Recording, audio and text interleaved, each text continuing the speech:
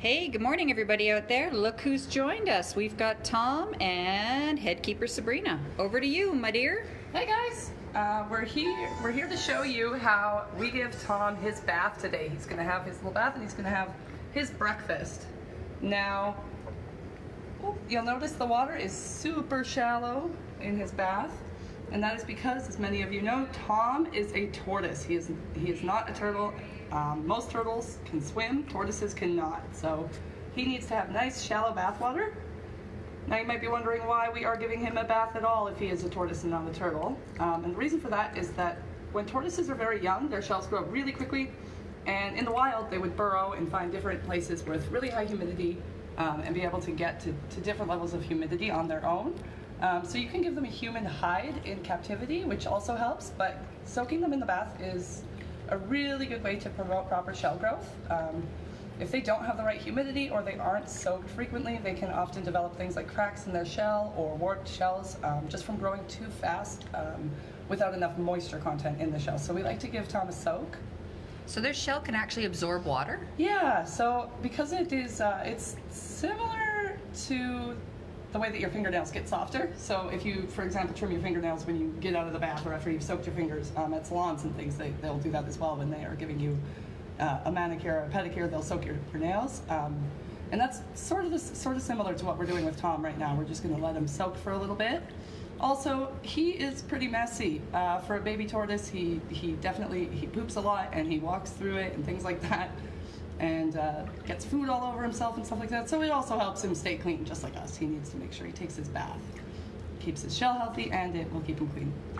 And he's a Hermann's tortoise, right? He is.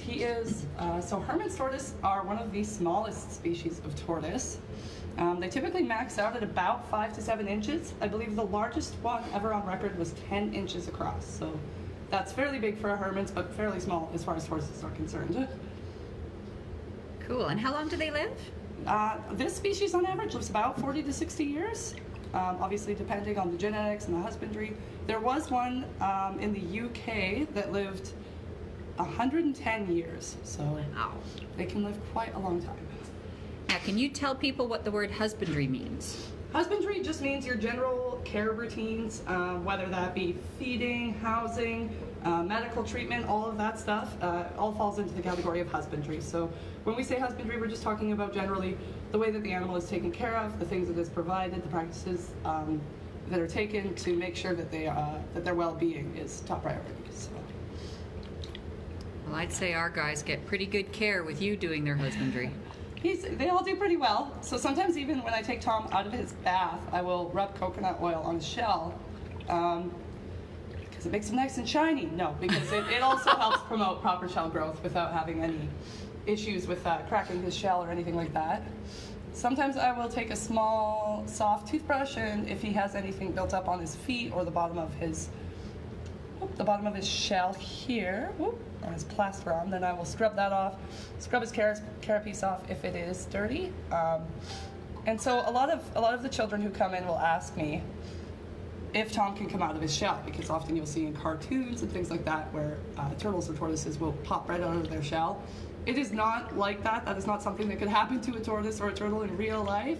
Their shell is actually basically their entire abdomen is a part of their shell. So their spine is fused into their shell as well as their ribs, and this is all one solid piece, and his entire body and his muscle tissue is all connected to that underneath. So it's not like something he can take off. It's not like a jacket or something like that.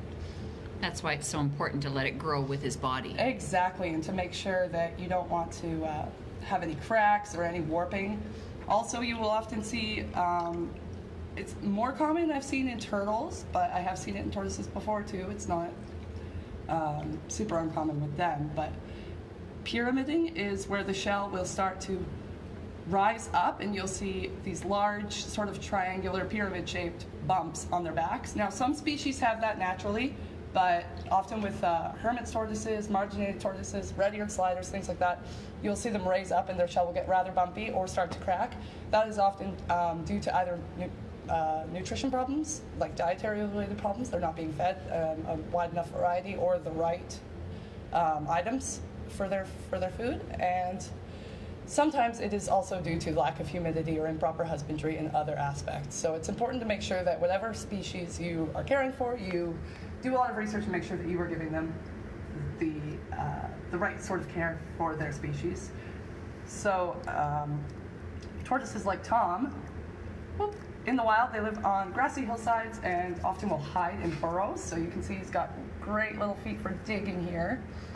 He's strong too. Yeah, for how small he is, he's definitely strong. And part of that is because he needs to be able to dig burrows, to be able to dig up roots and things to eat. In the wild, they will eat grasses and plants, and they will also eat the roots of plants. So, we can dry him off. His favorite thing is raspberries. That's something he probably couldn't reach in the wild. So Probably not. He's pretty lucky to be here. Do tortoises make good pets for people? I would say generally probably not, unless you're a person who is willing to commit a lot of time and a lot of money and effort into things like researching and making sure that you have everything you need for your tortoise and making sure that you're providing him the proper environment and the proper feeding routine, the proper, you want to make sure that that their humidity, that their temperatures are all in a very specific range. And again, you need to research that based on where the tortoise would come from in the wild. So that's pretty true for most of the animals that we have here as ambassadors. They really don't make great pets. It is. It's not like a cat or a dog. So I mean, it's not to say he would be a bad pet or a bad companion animal, but generally they're not like a cat or a dog where they're going to bond to their owners the way that mammals do. So Tom, he tolerates me. It's not like he doesn't like me, but he doesn't care either way. As long as he's being taken care of properly, that's the most important thing. I'm going to show you your food now, Tom. He says, whatever, that's greens. I don't see raspberries. Yeah, I hid the raspberries in his greens to hopefully entice him to eat some more greens. Maybe if I show him some watermelon, he'll eat that. Look. It's watermelon. I think he's mad that I gave him his bath so early in the morning. Normally I do it in the afternoons. And when we are open to the public, the kids will often like to come and help give him a bath. Some of the kids will, I'll give them a soft toothbrush so they can help scrub his shell. They'll ask questions about him. One of the most common questions that kids want to ask is, why can't tortoises swim? And again, that is due to the shape of their feet. They're just not equipped for aquatic life. They are meant to be able to, I'm going to give him some raspberry watermelon here. A little bit of yam and raspberry, okay. They are meant to be a terrestrial animal, so they live on land. They do not swim, and that is because their feet, if you look closely, their feet are sort of like tiny elephant feet. They're not at all like a turtle's flippers, which enable them to move quickly and easily through the water. Tortoises generally will sink. They are not good swimmers at all. So if you ever do have a tortoise or you happen to find a tortoise in the wild, definitely make sure that you do not put them anywhere near water because that's not their forte at all. Where is he from? These guys are native to Europe. You can find them in Italy, France. I believe there's a couple of other places, but that's predominantly where they're found. Is they love hillsides. So Western Europe is where you would find these guys. There are a couple of different species of Hermann's tortoise. The care is generally the same for them, and they're generally found in very similar environments. Most of them have overlapping geographic ranges. The main differences are size differences. So the Eastern Hermann's tortoise, like Tom here, is a little bit smaller than the Western Hermann's tortoise. Not a lot. They're often confused for Egyptian star tortoises, marginated tortoises, and in the pet trade, these guys often get mislabeled as well. So you'll buy what you think is a marginated tortoise, for example, or an Egyptian star tortoise, something like that. But oftentimes you will get a Hermann's tortoise, or you'll be trained to buy a Hermann's tortoise and you will get the opposite. So it's really important that if you do ever decide to purchase a pet like this, that not only do you do your research and make sure that everything that you would need to accommodate that animal is within a realistic range for you, but as well as to make sure that you know what animal you are getting, because I've heard many stories where people buy a certain type of gecko or a certain type of tortoise or any type of exotic like that, and what they get is actually very different from what they thought they were getting, which is not good for the animal either, because oftentimes the care is completely different for a different species, even though they look very, very similar. Size could be an issue too if you Size think you're is getting a small one. Definitely an issue. So the marginated tortoise grows about twice the size of the Hermann's tortoise, and that's one of the ones that is most often sold mistakenly as a Hermann's tortoise. I know he was hard to come by when we were looking for a tortoise. They definitely are, and Hermann's tortoises weren't super common in the pet trade until recently, and even now up here in Canada, they're not as common as they are down in the States. There's just not as many people breeding them simply because it's so cold here that you can't house them outside. A lot of people who live in other countries where it's warm enough will house their tortoises outside year-round, or at least during the summer months. Here, Tom does like to go out and spend time in the garden. We let him walk around clover patches and eat and pick his own fresh greens. And we also have a little run for him so that he can just kind of hang out in the sun and get that UV light that is so important for his development. But we can't leave him out there all year round, obviously. Not only are there predators and things here that could get a hold of him, but also it's just not, the weather isn't sustainable enough for what he would need. He would get too cold or too wet, things like that. So we want to make sure that he doesn't want any more yam. He's done with vegetables. I think he's done. He just wants treats and to explore. He's very explorative, so when he's out of his cage, he often just wants to walk around, which is great when we have our summer programs. We have different kids that come to learn and to participate in our integrated learning programs here at the museum, and he will often be out in the garden when they're out there doing botany-related programs or nature-related programs out there. So he's often a good visitor for them when they go out to the garden for their outside time. I have a question for you from Wyatt. He wants to know, where does he sleep in the night? That's a good question, Wyatt. So in the wild, a tortoise like this would dig a burrow underneath of old logs or like a stack of rocks. So they dig like a little house, like a little den underneath of something that will hold the structure up. So whether it's a chunk of wood or a pile of rocks, they'll dig a little burrow in there, and then at nighttime they will stay down in there and go to sleep. They are a diurnal animal, meaning that they do sleep at night and they are active during the day. Here, Tom has a little stack of rocks with a heat pad underneath to keep him nice and warm, and he likes to sleep in there. We like to fill it up with substrate, so like some dirt and some moss or some bark chips, things like that, and that way he can make a little bed in there himself. So he's not quite old enough to burrow on his own yet, and sometimes in captivity they never quite learn how to burrow, but we do give him a deep layer of substrate, so hopefully as he gets older he will learn how to do that, and he will be able to dig himself some nice cozy homes once he's fully grown. There's raspberry on this kale. It's like trying to get kids to eat their greens. Tom is super picky. Summertime is definitely much easier for him because we can take him out to the garden. We can pick a variety of different fresh greens for him. Dandelion greens and dandelion flowers, the yellow tops of them, are definitely some of his favorites. He also loves clover,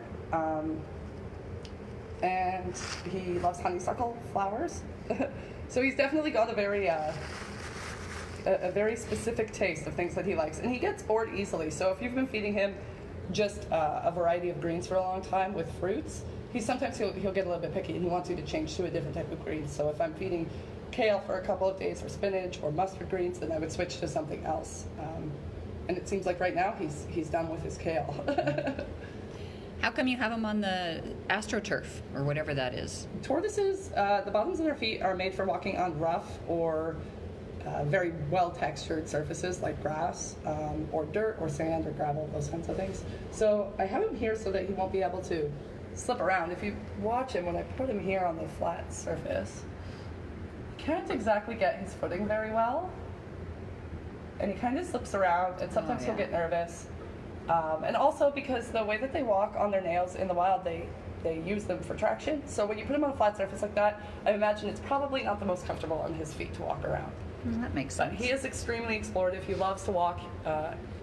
In the wild, these tortoises have huge ranges, so they love to spend a lot of time walking around, so it's really important to make sure that they have a large enough enclosure. We're in the process of expanding Tom's enclosure, even though it's still big enough for him at the size he's at. As he grows, he will want something bigger. And that's also why we make sure we take him out lots. We let him walk around. And in the summertime, he gets to spend lots of time outside in the urban garden here. I saw on our daily events calendar, this weekend is his 1-year anniversary for coming to live here. Which means Tom will be just over 2 years old, because he was just over a year when we got him, and he's going on his his first whole year with us here. Is he like the snakes we fed yesterday where he'll just keep growing? No, so Hermann's tortoises usually grow for about the first 4 to 10 years, depending on the subspecies. But they usually max out at about 5 or 6 years, where they might grow a little bit after that, but their growth slows down quite a bit at that point.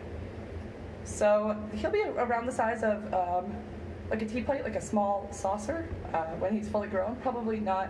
He'll fit in my hand still when he's fully grown.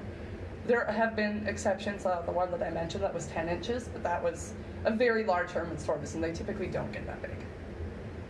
That's really cool. Well, thank you so much for sharing his morning with us. Good job, Tom. You have to eat your veggies, though.